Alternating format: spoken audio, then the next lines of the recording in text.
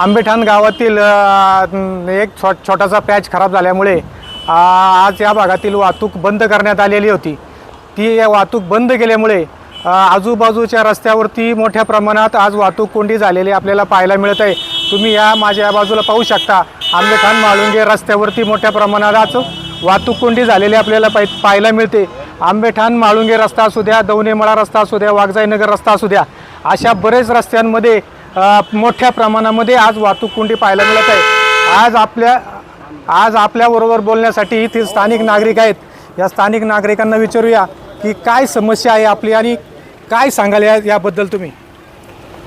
जो आंबेठाण गावामध्ये खड्ड्याचं स्वरूप निर्माण झालं होतं, ते खड्डा बुजवण्यासाठी 1-2 दिवसाचा कालावधी घेतला होता फक्त। परंतु त्या खड्ड्याचं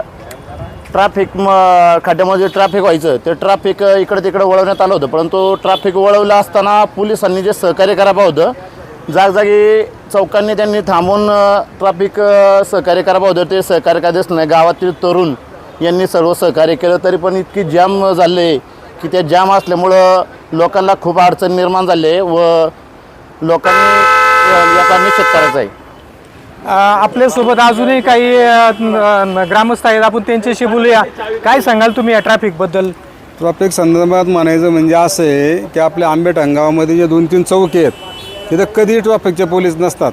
खरं ट्रॅफिक कारण व्हायचं कारण म्हणजे ट्रॅफिक पोलीस, याच्यापेक्षा वेगळं काय सांगणार अजून? एकंदरीत ग्रामस्थांचं असं म्हणणे आहे की ज्या ज्या ठिकाणी वाहतूक कोंडी होते, अशा कुठल्याही ठिकाणी ट्रॅफिक पोलीस त्यावेळेला उपस्थित नसल्यामुळे मोठ्या प्रमाणामध्ये ट्रॅफिक होत आहे। LS मराठीसाठी चंद्रकांत मांडेकर, चाकण, पुणे।